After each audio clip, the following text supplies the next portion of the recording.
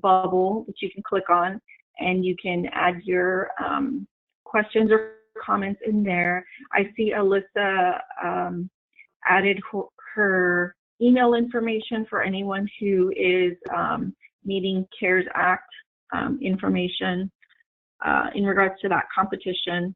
There were a few changes that were made, and those were sent out yesterday. So if you have, if you need any more additional information on that, she can help you. So going back to the QA session, I'm going to run through the information that I have on the presentation today, and I'm going to save any questions towards the end of our session.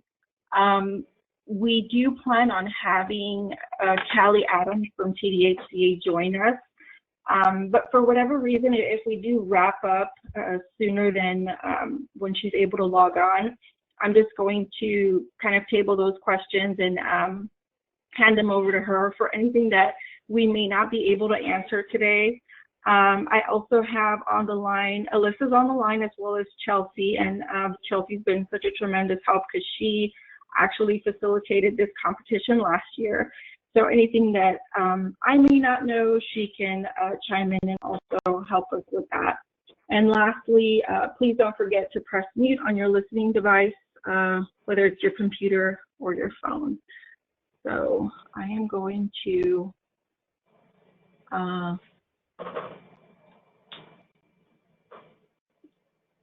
okay, so just to be sure, Chelsea or Alyssa, one of you is recording already? Yes, yep, I hit record. Thanks for checking. Okay, perfect. All right, because I was about to hit record. Okay, great. All right, so let's roll. So just a little bit about TDHCA. I know some of you on the call may already know everything in terms of ESG and TDHCA, but there are a few of you that may be new. And if you can, in the chat box, for those of you that are new applicants, if you want to write your name and the agency that you're from, that way we can kind of get an idea of how many new applicants that we have. That would be great. I would appreciate that. So the Emergency Solutions Grant Program is a competitive grant that awards funds to private nonprofit organizations, cities, and counties in the state of Texas to provide the services necessary to help persons that are at risk of homelessness or homeless quickly regain stability in permanent housing. The ESG program is funded by the U.S. Department of Housing and Urban Development and is administered by the Texas Department of Housing and Community Affairs in the state of Texas. And one thing that I do want to go over with you is funding priorities for this particular competition.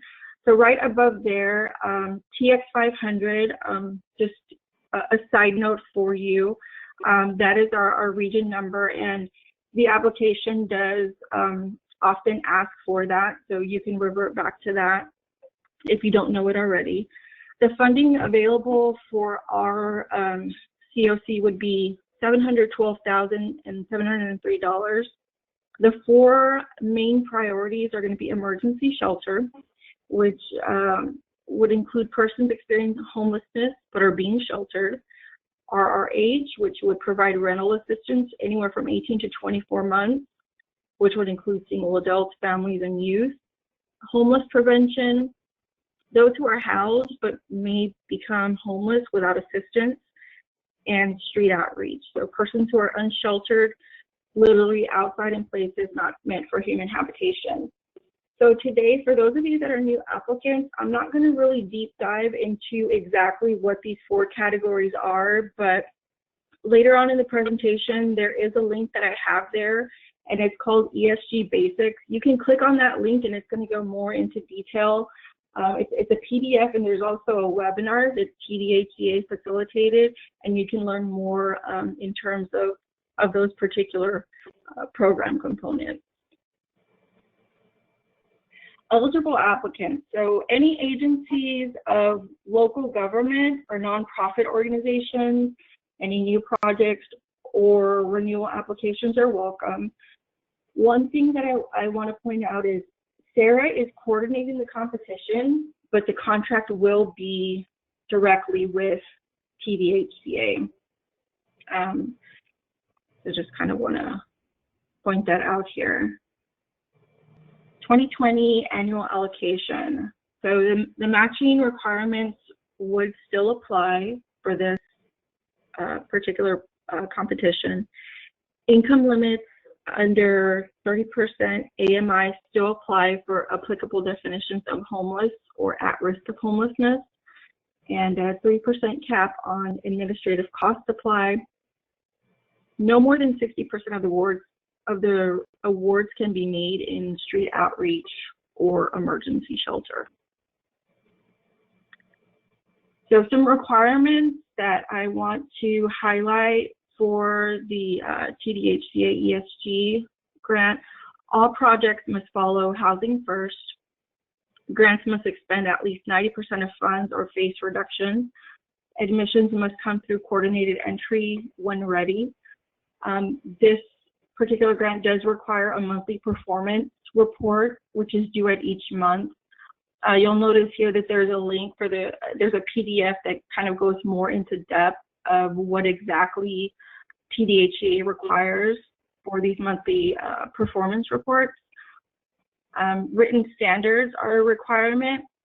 And here I have two links. I have one that's going to take you to the SARA website, which has our written standards, and then also TDHCA as well, to kind of give you a feel of what the requirements are on that.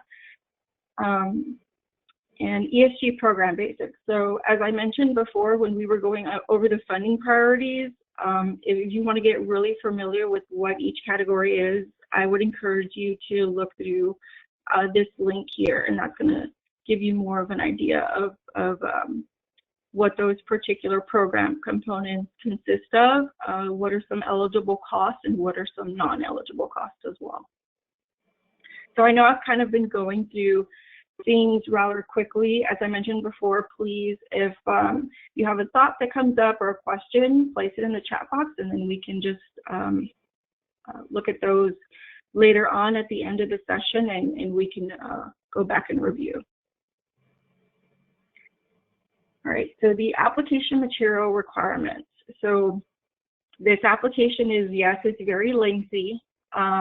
There are quite a few volumes that are included, and depending on the type of program component that you're going to be requesting for is also going to depend on how many volumes are submitted, as well as how many applications are submitted.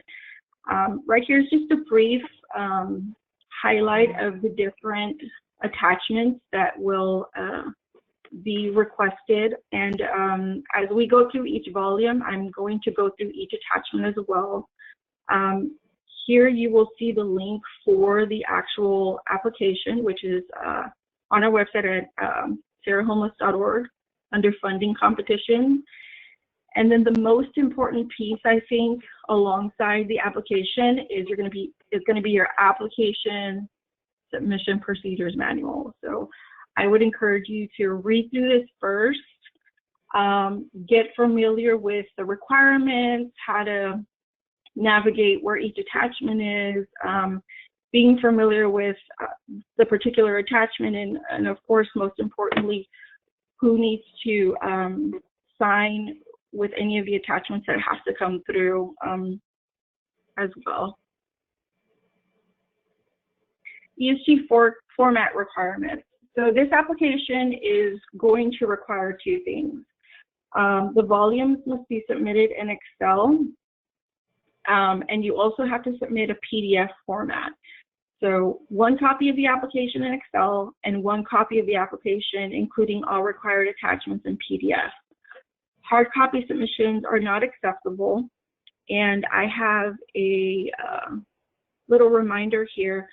There are tabs throughout the entire application on each volume, and they have the area that's going to require additional documentation is going to be noted with a red paperclip symbol.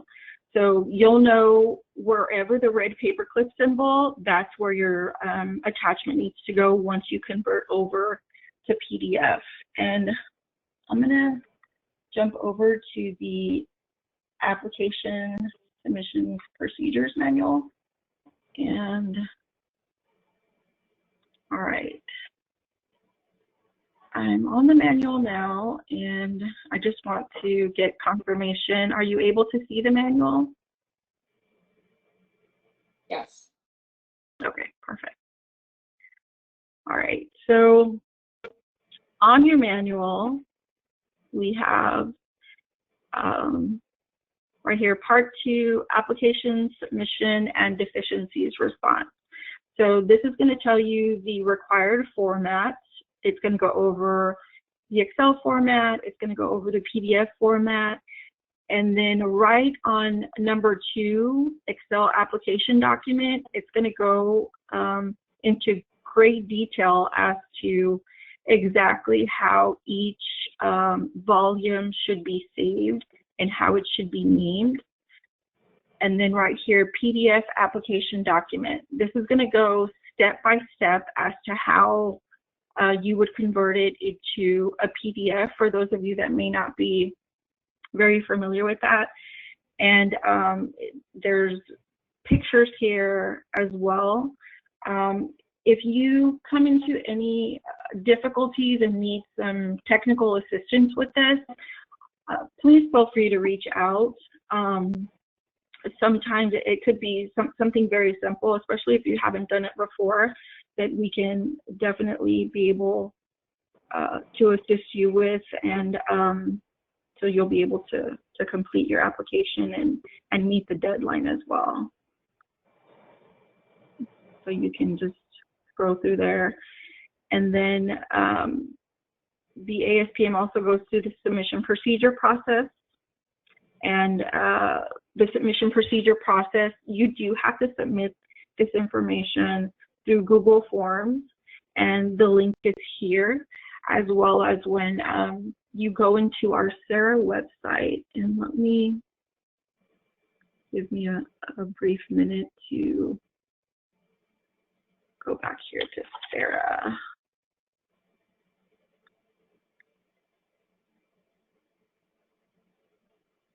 So you would go to SARA, and then you would go under funding competitions here, click on here, and you would scroll down, and we have a few competitions going on. So you would go under, let me back up here. All right, I'm going a little bit too fast. All right, so here on your left side where you see Submit ESG Application Materials, this is exactly where you would click, and it would take you to this Google sign-in. You would sign in here, and you would hit Next, and then a form will come up, and let me make sure that, all right, give me a brief minute to sign in here.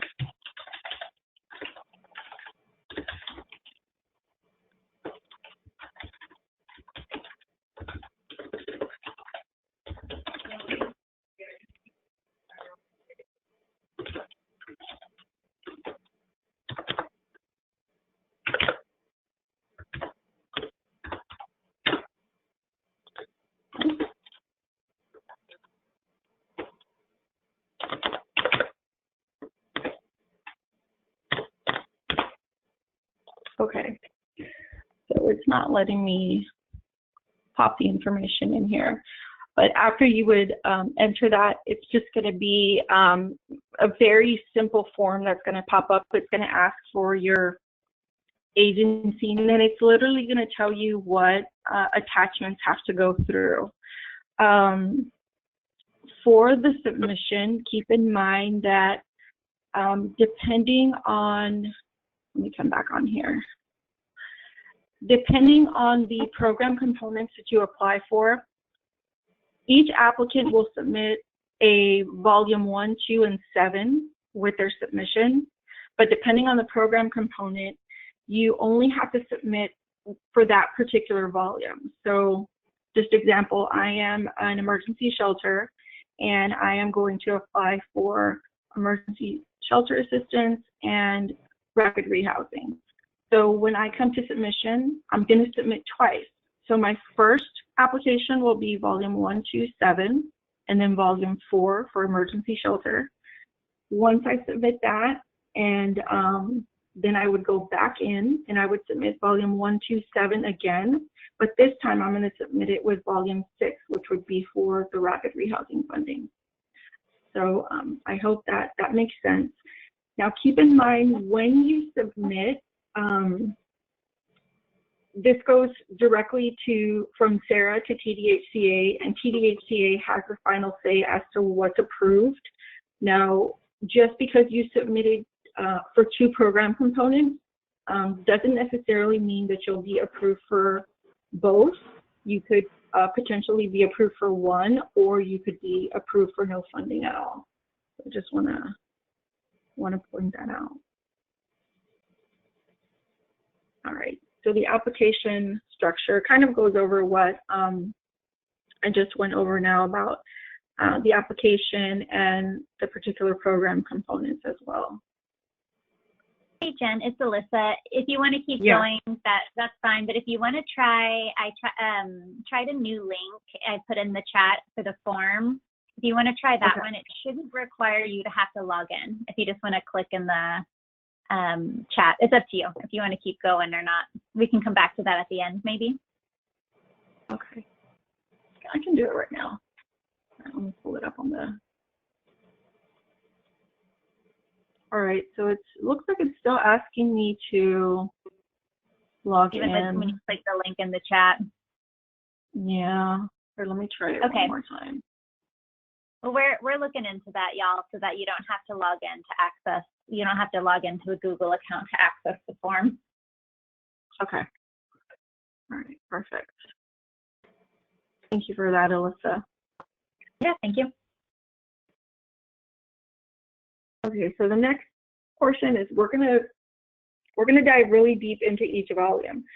So one thing is volume 1 is going to be the one that's the most heavy, that has the most tabs as well as the most attachments that are going to have to be submitted alongside it. And let me go back here to Sarah.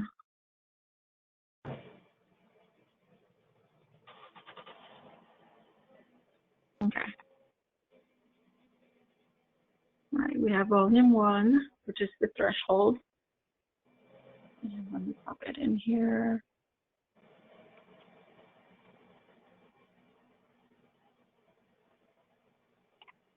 All right. Volume 1. So volume 1 is going to request your information in regards to your funds that are being requested. So one thing that I want to note is when you submit for this competition, you have to at least submit for $50,000 and no more than what the funds that the COC is entitled to as a whole, which is the $700,000. Now, one thing to keep in mind is this Excel sheet will be able to. Let me just throw some numbers in here. So let's say that you kind of absentmindedly forget that you have to apply for $50,000 and you punch in $30,000 here. Well, if you look here, it says modify funding request. So that red flag there is to let you know that, hey, there was something that you inputted here that's not correct. So you have to go back and you'd have to make the revisions, and that would be considered a deficiency as well that you would have to fix. And I'll go over that later on in the session as well. Keep in mind that when you submit for your request, you still have to be under the requirements for administration, which when we went over the allocations, you cannot exceed 3%. And then this next portion here with the HMS, you don't have to worry about. So let's say that for street outreach, I'm requesting $50,000, and then I want to do, I don't know, I'm just giving random numbers here. Let's say I want to do like 25,000 here. So see how it's telling me there's an automatic, it says do not enter cents or formula in this cell. Maximum amount cannot exceed 9,000. So it's already telling you the amount, which is going to keep you under the 3% of this 50,000 that you're entering here. All right, so indirect cost here. So if you go to the drop-down box and you do need to have, you plan to charge an indirect cost, when you hit yes, there's going to be 2 additional questions that are on here. And you would hit the percentage of your indirect cost, and then is your indirect cost the de minimis percentage. And that has to stay below, the de minimis rate is only eligible to be taken below 10%, or else you'll get a red flag here as well. And right here, request for match waiver, yes. And you would have to have, you cannot exceed 57.5 for the match waiver. Let me go back here. All right, so tab 2, service area. As I mentioned before, we are TX 500, which we're going to be right here, San Antonio, Bexar County, COC. And then counties that are served here, which would be, pop-up would be Bexar County on there. So that one is pretty self-explanatory. The next part here, this is where we start getting into the different documents and attachments. So documentation of the 9-digit federal identification number from the IRS, evidencing that you're an existing 501c. So you would have to submit that copy, and it would have to be an attachment with your PDF. B would be direct deposit form, and if you see here, this direct deposit form is on our SARA website, and you can download that from there. C, Texas identification number. That also would be something that you can grab from our SARA website. So if I click on it, it's just going to take me directly here. And then right here, application materials, it would be right here, direct deposit authorization. So anything that's going to be labeled as an attachment is going to be right after volume 7. There's different attachments that are here, which are the ones that you can actually grab from our SARA website. And then there's also some that you may have to go directly to another website to grab those. D, audit certification can also be grabbed on the website where the competition materials are posted. Volume 1, tab 6, governing body action. So this tab, submit behind this tab a resolution or governing body action from the applicant's direct governing body that is signed and dated within the 12 months preceding.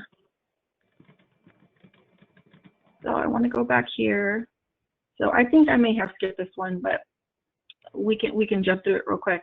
Applicant information.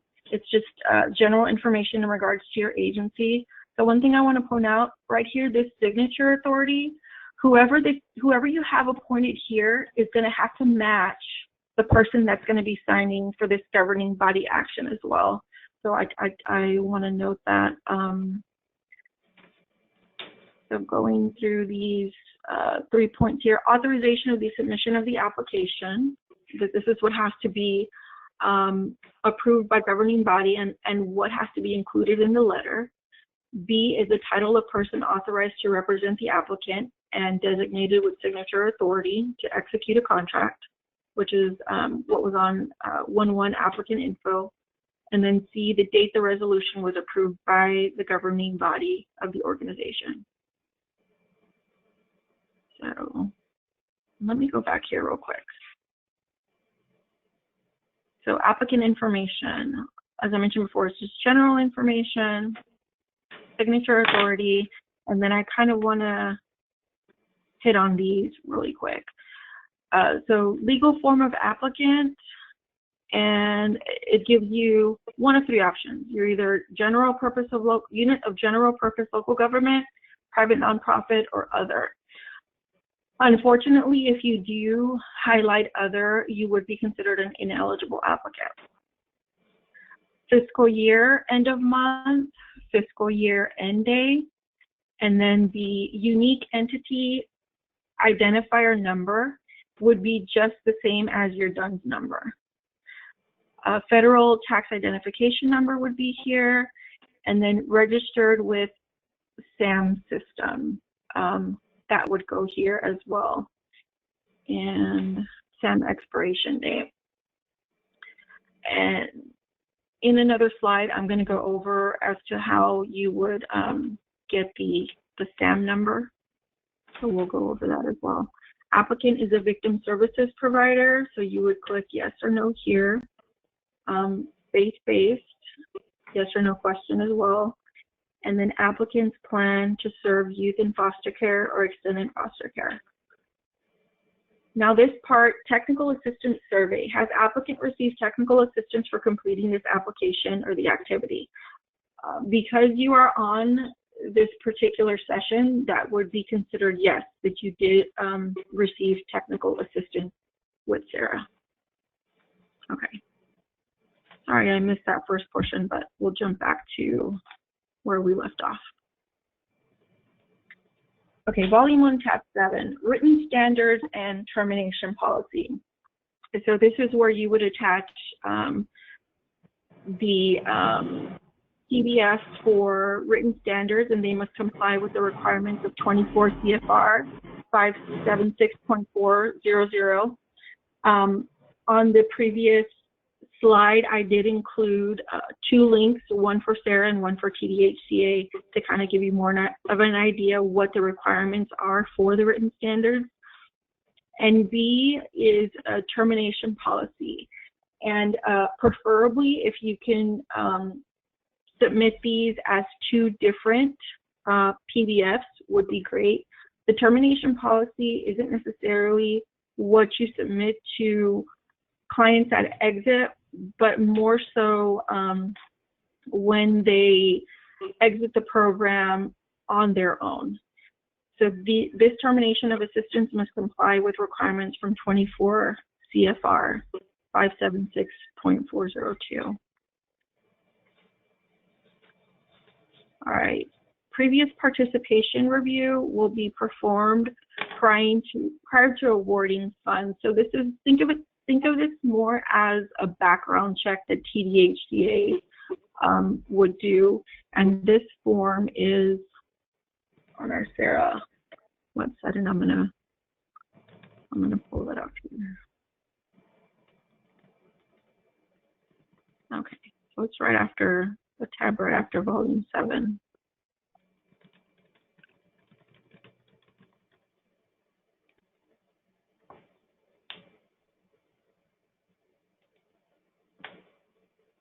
All right, so let me come up here. Just some general information here, and parts A and B. So A talks about you're going to place your initials in the box. You certify that in the most recent fiscal year, neither the applicant nor the affiliate, expended $750 in state or federal funds. So if you have not expended $750 in state or federal funds, or had $750,000 in outstanding state or federal funds from any source, then you would put your initials here if you have not expended. Now on portion B, by placing initials in this box, I certify that all current federal contracts with TDHCA and federal contracts that I've had with TDHCA that ended in the last 5 years, I have disclosed to the department any criminal, civil, or administrative proceedings as described by 2 CFR Part 200. So you would place your initials here if your agency has had to disclose any of these to the department. So on this particular page, really, I'm just going to hit on those 2. The other items on here are pretty self-explanatory, like list members of the board of directors, council, or governing party as applicable, Number 2, key personnel. Provide a copy of the most recent 3 years federal or state agency monitoring reports. Identify all community fairs and single department programs that the applicant or participant has affiliated in. I'm going to jump back to, all right, so we went over previous participation and now administrative forms. So evidence of current registration in the system for award management. So that link is here. This is going to take you directly to SAM. And what you would do is when you get here, you can do a quick search. So I am going to pop Sarah in here. And then this information will pop out here. You click on this View Details button. And when that pulls up, this is the information that we'll need. So what you can do from here is you can easily hit Control P. And then once you do that, this will pop up. And right here where it says destination, you can do Microsoft Print PDF. So it would either save for you, or you can print it out directly and then scan it. And that's how you would be able to submit that attachment for this particular tab on here. All right, let me come back here.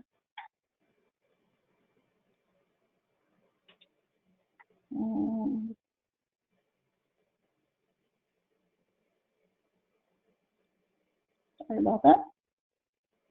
Looks like I just pop up the volume one more time.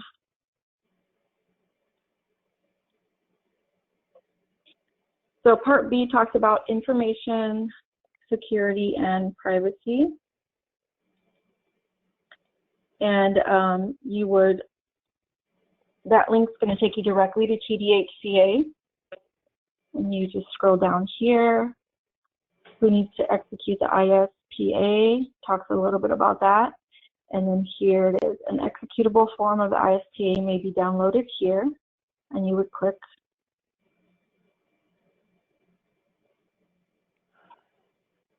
And that's going to pop up for you as a Word document. And here it is. Information security and privacy agreement. You would put in all your applicable information, name of your agency and things of that sort. There are different definitions that are listed here. And then you would just read through this, scroll down here. And then here is where you would punch in your information, and of course this side would be relevant to TDHCA. So your agency would only have to fill out the information that is on the left-hand side of this form.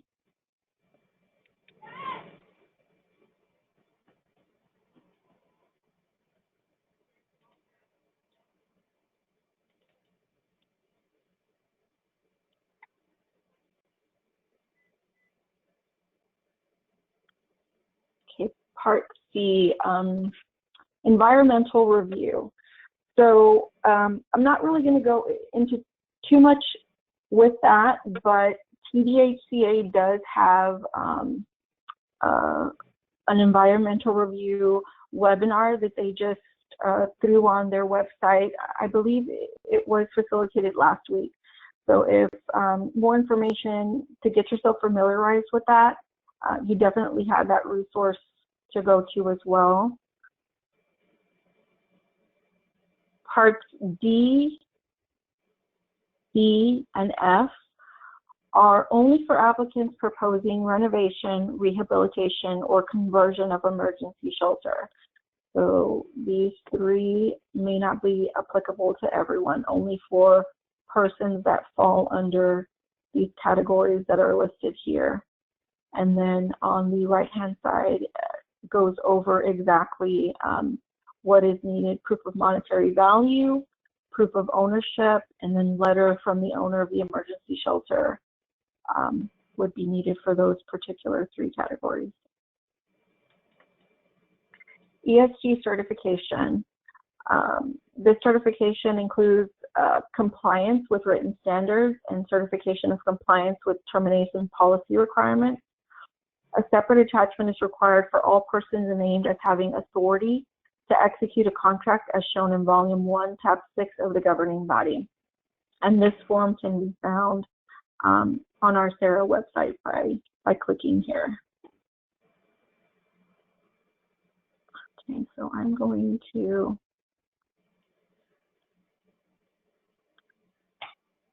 jump on over to Volume 2.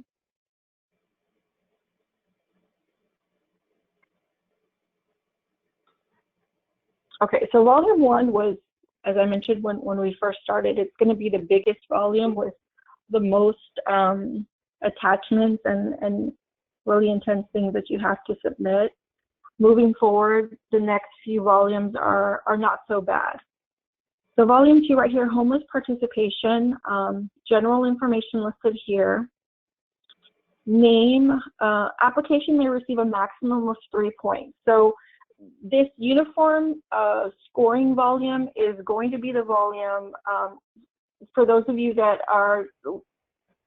have been applicants before in past years, or you're going to submit a renewal. You're pretty familiar with this. There's a points process in this particular volume here.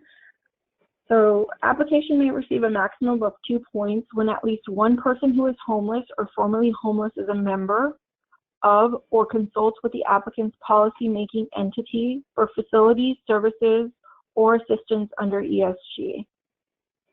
So in this portion here, you would name the person, client number, or program participant, the date of membership or consultation, the start date and the end date, and then description of their role. For example, this person is a member of your board.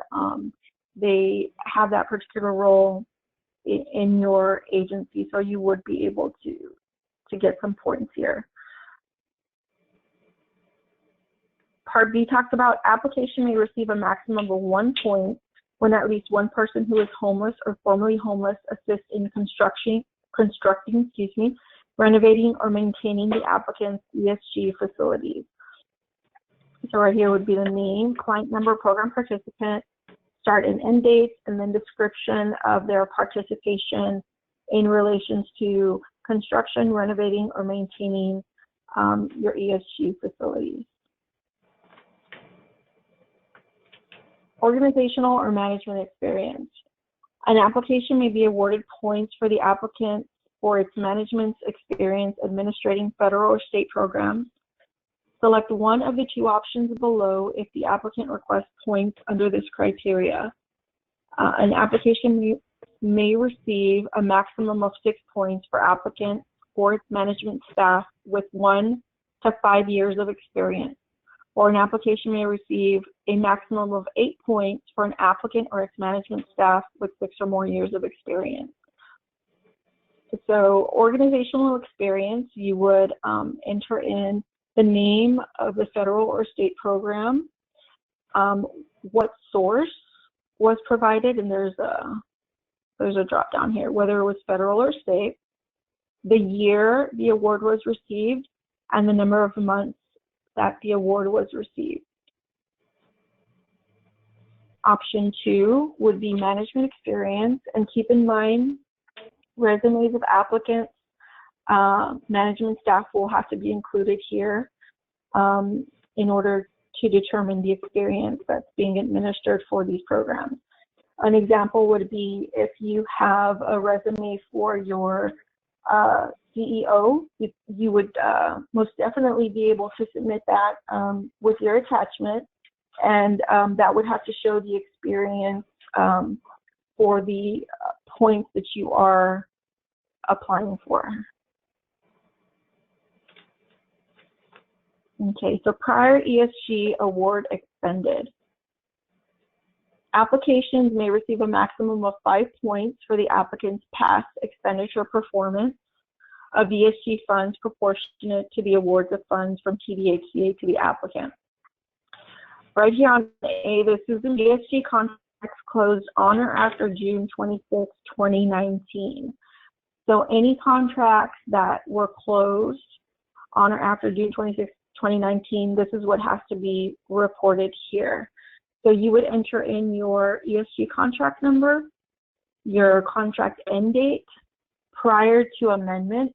So let's say that you received an amendment for 6 months. Well, you would have to revert to your original closing date when it talks about contract end date there. Number 3, amount of ESG award prior to amendment, amount of funds voluntarily deobligated from the contract prior to the deadline. So let's say, for example, you receive 100,000. One more zero there. And let's say of that, there was a $9,000 deobligation. So right here where it says total expenditures, you would be at 91,000. And right here in this bottom portion where it says percentage of ESG funds expended prior to amendment, it's going to say not applicable. And the reason it says that is because notice here on number 6, amount of ESG funds reported as expended as of the contract end date. So you have to be sure that you still make sure that you fill out all of the yellow items that are listed here in order for this to turn into a number and not submit it as an NA, because that would be considered a deficiency that you would have to revise before we submit it over to TDHCA. And section B just talks about point selection. I'm sorry, was there a question? Okay, let me keep going. Point selection. Number 1, 3 points if the applicant expended 91 to 94%. So coming back here, that's why it's so important to fill out this information. Depending on the amount that's presented here is going to allow you to be able to fill in this table here and know if you qualify for 3 points, 4 points, or 5 points on here. Okay. Previous ESG outcomes. An applicant may receive a maximum of 5 points for its prior timeliness of reports and performance achieved for previously awarded ESG contracts that met the second expenditure benchmark or closed within 12 months prior to June 26, 2020. So ESG contracts closed on or after June 26, 2019 are what's going to be posted on here. So if you were funded for street outreach, is applicant requesting to a point for meeting 100% of the street outreach target? If you did meet 100%, you would put yes. You would enter in your contract number. And did you submit the last 3 reports on or before the reporting deadline? And that would be yes or no, whatever's applicable to you. But just for the sake of giving the example here, I'm just putting yes. Enter targets and outcomes for street outreach. Persons exiting to temporary or transitional or permanent housing destinations for each contract under which street outreach was funded. So on here, depending on your particular grant, you would put your target number here, and then you would put your outcome number here. And that's how that would be calculated here. So average outcome percentage, you would be considered at 100%. So when we come down here for B, which gives us the point selection, 1 point if the applicant met 100% or more of their street outreach target. So you would put 1 point in here. Okay, previous monitoring report. Applications may receive a maximum of 5 points for the applicant's previous monitoring history. The department will consider the monitoring history for 3 years before the date that the applications are accepted under the NOFA when determining the points awarded under this criterion. Findings that were subsequently rescinded will not be considered findings for the purposes of this scoring criterion. So right here, applicants must select points from the most restrictive of applicable point categories. Applicants may not combine points to achieve a higher score.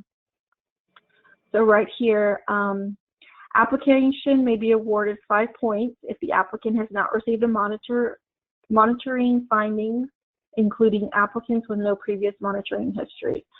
So depending on the history for your monitoring or your findings is going to be dependent on the points, number of points that are awarded under this category. Priority for certain communities.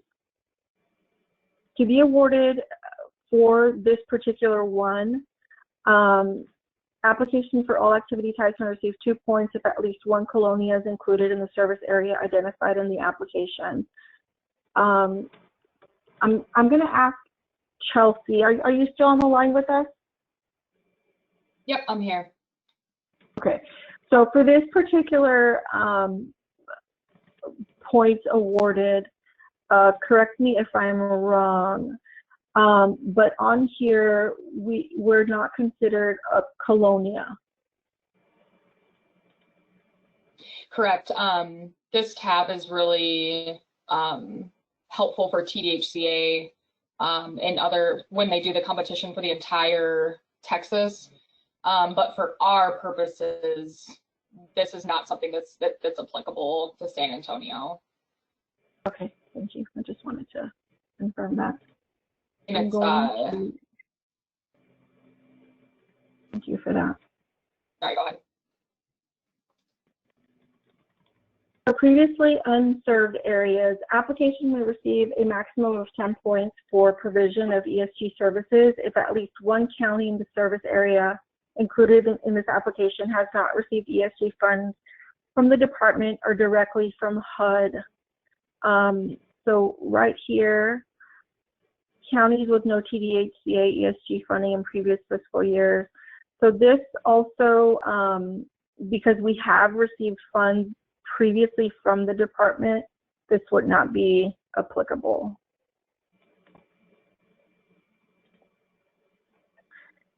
So after every tab, there is going to be a submission checklist, and this is really for your checks and balances, just to make sure that you did go through each and every tab.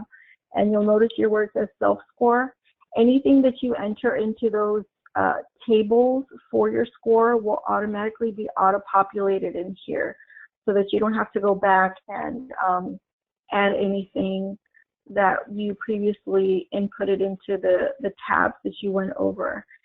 And on these, it's just a matter of you entering in yes or no or not applicable. And as I mentioned before, it's mainly for the applicant to just be able to keep tabs, because this is a pretty lengthy application.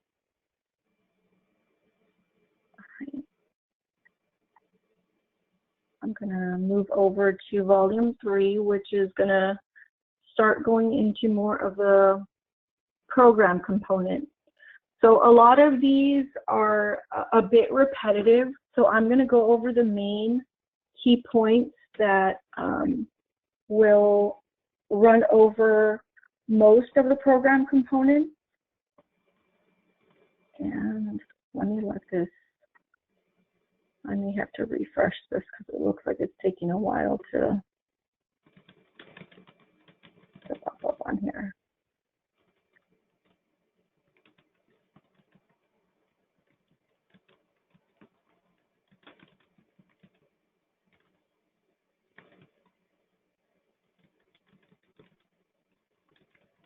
Okay, while I'm letting that pop up on here,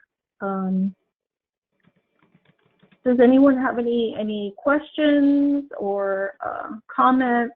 As I mentioned, you can put them in the chat box on here.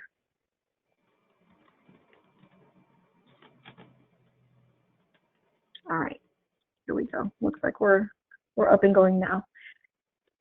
Okay, so our Volume 3 Tab 1 is going to start with street outreach. So anyone who is interested in requesting funding for street outreach would enter in the information here.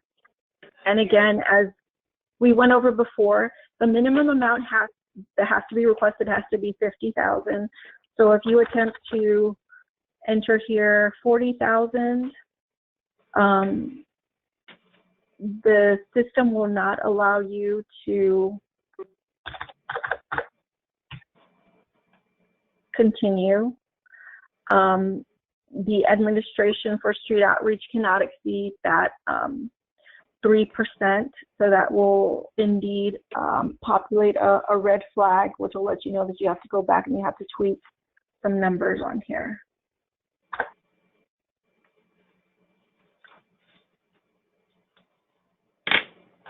So portion C talks about match funds committed to street outreach. Total matching funds from all sources, including other non-ESG funds or other federal funds, state funds from non-federal sources, local government funds, private funds, fees, and program income, and other eligible match sources need to be included on here. So match from non-ESG has its own table, match from non-HUD federal sources, or other match. And then right here, we'll auto-populate a match percentage. The point selection, applicants may select to receive up to 3 points under this criteria if the match proposed meets or exceeds 110% of the requested award for street outreach. And right here, will any of these required match contributions come from emergency shelter? So if you hit yes, there are, you will have to attach a local government approval form, which you can find where the application materials are located. There's a local government approval form there as well.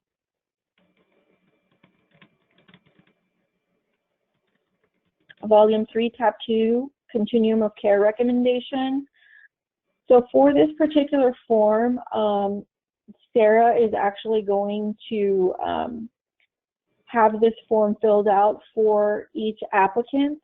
So this isn't something that you would have to worry about filling out. I'm gonna, right here, if points are requested, and execute a copy of the COC recommendation form confirming the approval. And if you just want to click on the link, just to give you an idea of what that form looks like, you're able to get that here from the link that's notated on here. Volume 3, Tab 3, Subpopulation.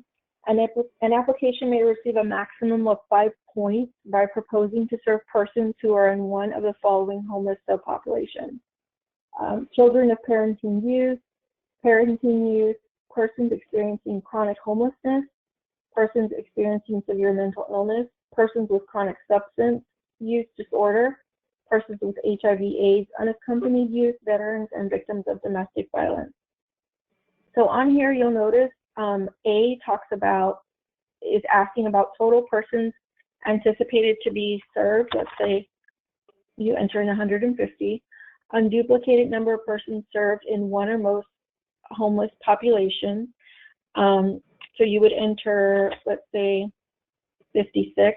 So right here, the percentage of persons in one or more of the homeless populations, this is the part that is going to assist you with the point selection. So depending on what numbers are inputted here is going to auto-populate the percentage, and that in turn will show you the awarded amount of points that you would receive for your total percent of persons served within your population on here. Outcomes. An application may receive a maximum of 5 points based on the percentage of persons targeted to be served with street outreach who will be placed in temporary, transitional, or permanent housing. So right here you'll notice 150 is already auto-populated from what we placed in our subpopulation tab. Total persons placed in temporary, transitional, or permanent housing. Let's say we, out of the 150, we had 75 people placed in temporary, transitional, or permanent housing. That would bump us up to a 50% with our placement, and 50% would award us the amount of applications may be awarded 4 points based on a minimum target of 45% of persons. Applications may be awarded 5% based on a minimum target of 55% of persons. So you would enter here the 5 points based on the, I'm sorry, the 4 points based on the 45% of persons. Okay, so jumping over to services, depending on the services that are administered with your particular application is going to be what is the number of points that are going to be requested for that particular category. So if your program component is going to have engagement and case management, you would hit yes or no, whatever is applicable to you. And then down here, you would see application may be awarded 2 points if the applicant provides street outreach engagement and case management. So depending on what those layers are is going to be dependent on the points that are going to be calculated for this section here. Experience providing street outreach. Applications may receive up to 10 points based on the applicant's experience providing street outreach services. And that's pretty self-explanatory here, just reading the statements and see which ones are applicable to you. Again, checklist for submission, going through here, making sure that you've looked over every tab, seeing what's applicable to you and what's not, and then making sure that your self-scores are indeed what each particular tab is auto-populating for you. Okay, so I'm going to take a bit of a pause because it looks like Callie has joined us. Thank you, Callie, for jumping on here with us. We're just going over the volumes here. It looks like I've been able to go over street outreach. But the folks that are on, from the information that I've gone over, are there any questions that you have in mind or any thoughts or clarifications that are needed now that we have Callie on with us?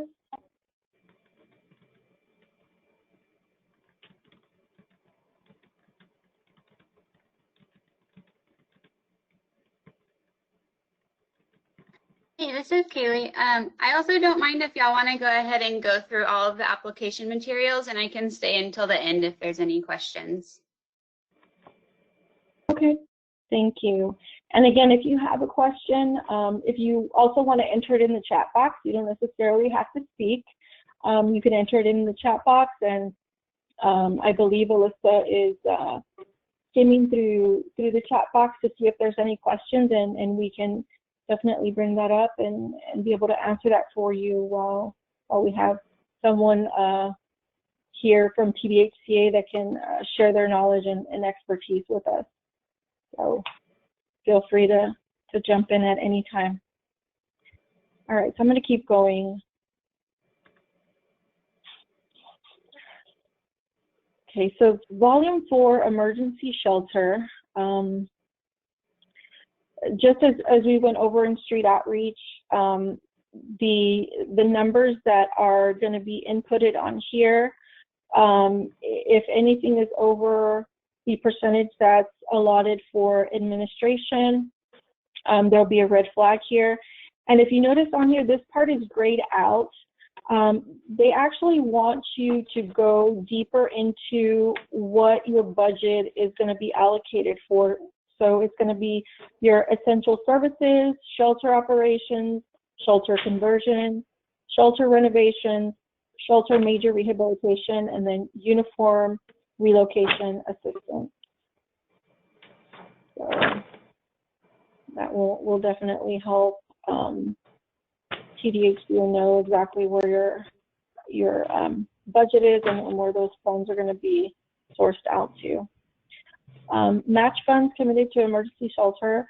Total matching funds from all sources, including other non-ESG, HUD funds, other federal funds, state funds, from non-federal sources, local government funds, private funds, fees, program income, and any other eligible match source. And those can all be placed here. Again, if your match proposed meets or exceeds 110% of the requested award for emergency shelter, and the point selection will be placed on here. Project type, will this emergency shelter provide overnight shelter or day shelter? And you would either mention overnight or day shelter on here. And again, just like the street outreach, you will have to submit the local government approval with this with your PDF as well. Okay, so I'm not going to go over the COC recommendation since we went over that already with street outreach. Subpopulation would be the same as your street outreach. You're entering in the people anticipated to be served, and then your unduplicated number of persons in one or more of these homeless subpopulations that are listed. And tab 4, outcomes, mimics street outreach as well. And then remember, this top category is going to auto-populate with whatever you input in the subpopulations. Services, you may receive points for, depending on the type of services that your emergency shelter will offer. And any that are applicable here will be dependent on how many how many points you're awarded. Experience, application may receive up to 10 points based on the applicant's experience providing emergency shelter. So if 2 points if the applicant has provided emergency shelter for up to 2 years, and then it goes on points based off of 4 years, 6 years, 8 years, or 10, and then you would enter that are applicable to you. Okay, so tab 7, the submission checklist again, just to have for yourself, and then your self-score would be auto-populated here.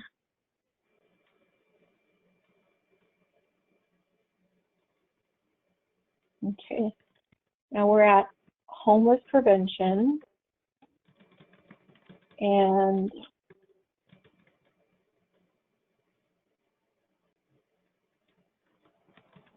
I apologize for that. It seems to be lagging a bit to come up here on the screen.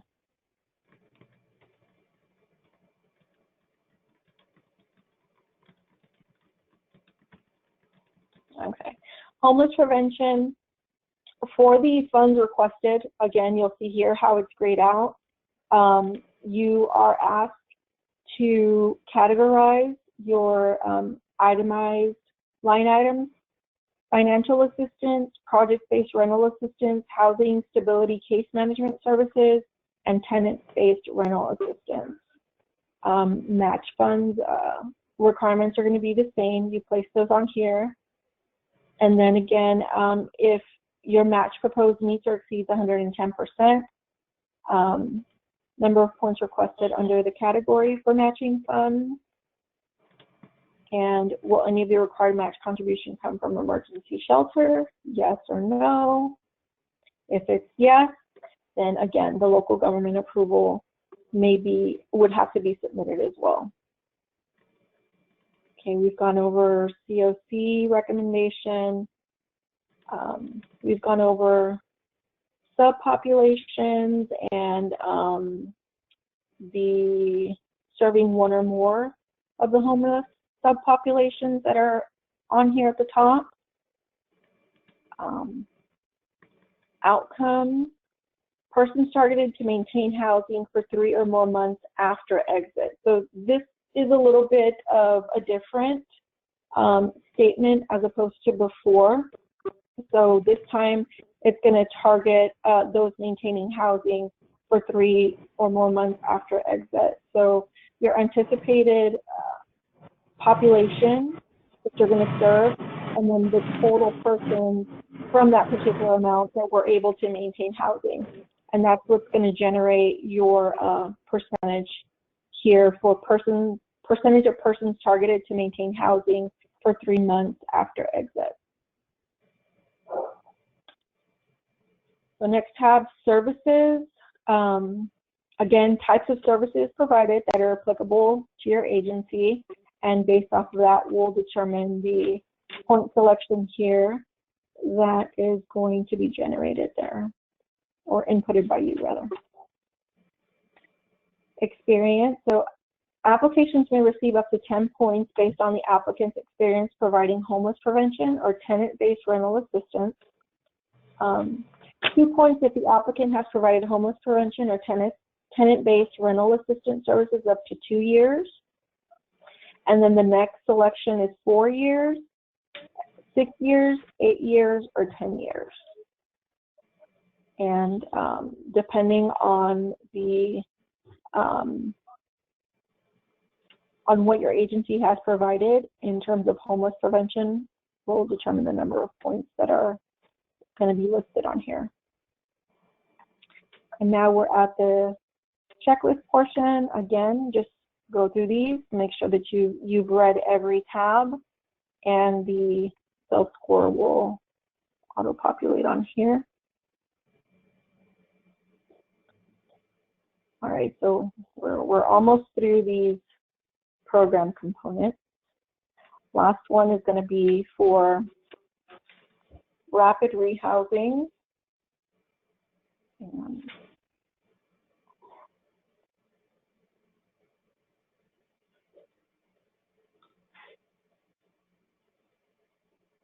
Okay, again, grayed out. Categories consist of financial assistance, project-based rental assistance, housing stability case management services, tenant-based rental assistance.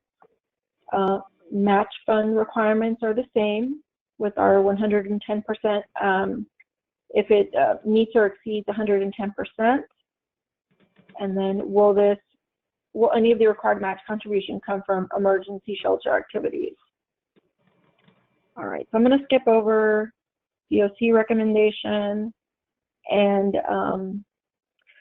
subpopulations, and outcomes are going to mimic what the homeless prevention outcomes were requesting for persons targeted to maintain housing for 3 or more months after exit.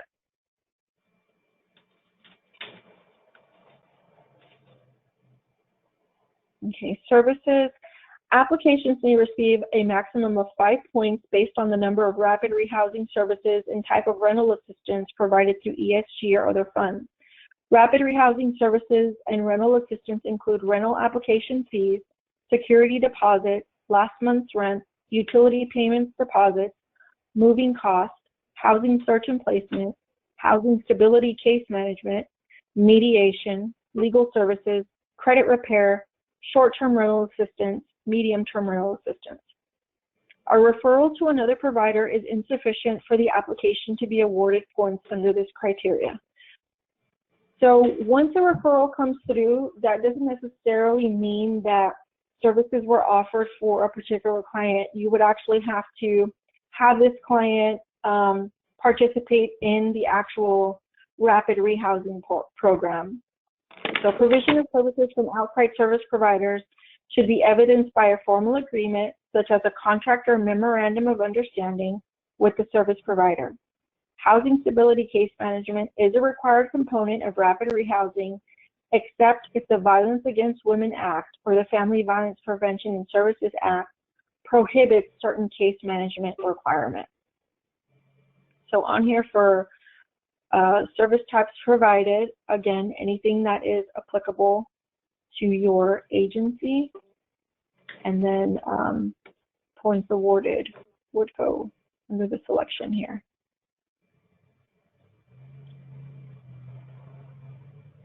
Experience. Applications may receive 10 points based on the applicant's experience providing rapid rehousing. So it starts at services up to 2 years, 4, 6, 8, or 10. And then lastly, the checklist is here. All right, so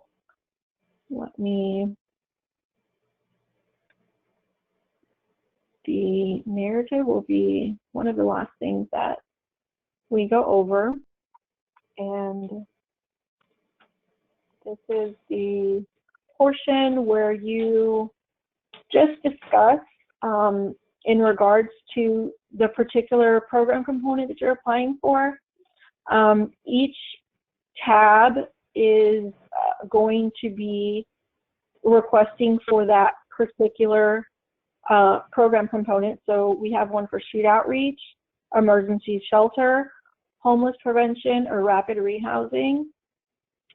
Street outreach only has 1 question. Emergency shelter only has 1 question. Homeless prevention is going to be a total of 2. And rapid rehousing is also a total of 2 as well. Okay. And let me go back here to the, right, yeah. Jump through these really quick. So once you submit your application, you will, if needed, be receiving a deficiency notice with anything that possibly could have been overlooked or missing, or maybe some attachments that didn't quite go through correctly. We usually send those via email. It's whether it's a minor or major deficiency are found in the application. There is a due date that's listed on here. It is a 3-day response, and it's due by July 17th at 6 p.m.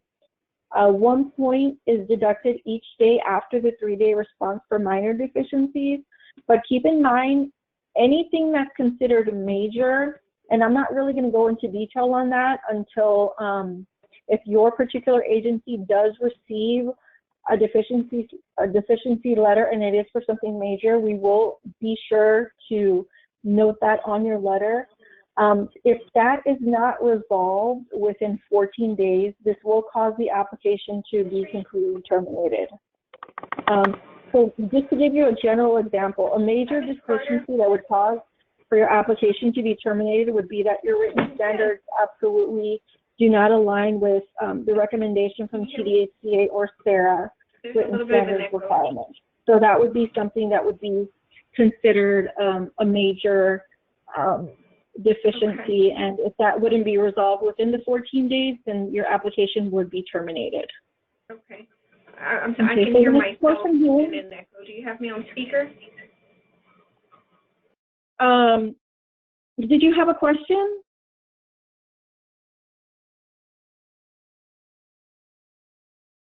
Okay, let me move on. Just some important dates to remember before we wrap it up here. Our competition launched on May the 29th, the information session, which thank you for joining us today. Applications are due on July 11th and before 6 p.m. Keep in mind there will be on-call technical assistance from 3 to 5 p.m. that day. Notice of deficiency sent to applicants will be on July the 15th by 9 a.m. Deadline to submit those revisions will be on July 17th at 6 p.m. The announcement of competition results will be on July 24th. Request for appeals will be due on July 29th by 5 p.m.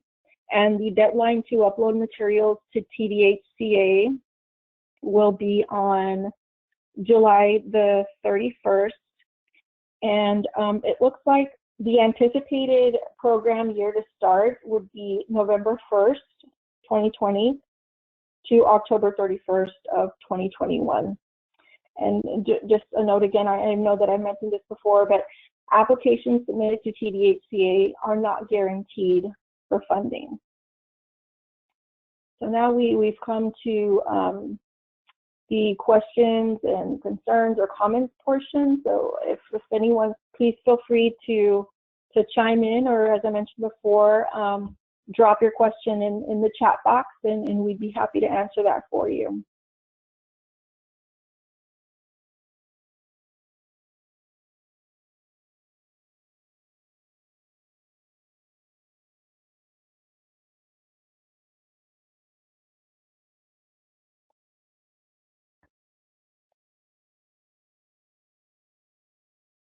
All right. Well, I just kind of wanted to let that hang there a bit. But if anyone doesn't have any questions or comments, I want to open it up. Callie, is there anything that you'd like to add, or any recommendations that you want to give before we wrap up today? I certainly appreciate you taking the time to come in and join us. Yeah, no, I think y'all covered it. I think my one suggestion, I wasn't here at the beginning of the call, so you might have gone over it. If there are any new applicants who aren't familiar with ESG, we do have some intro webinars to ESG on our website. And in terms of eligible services and eligible activities, taking a look at the Code of Federal Regulations would be extremely helpful. It goes through all of the requirements in detail, as well as all the eligible activities if people have any questions. Okay, thank you. Thank you for sharing that with us.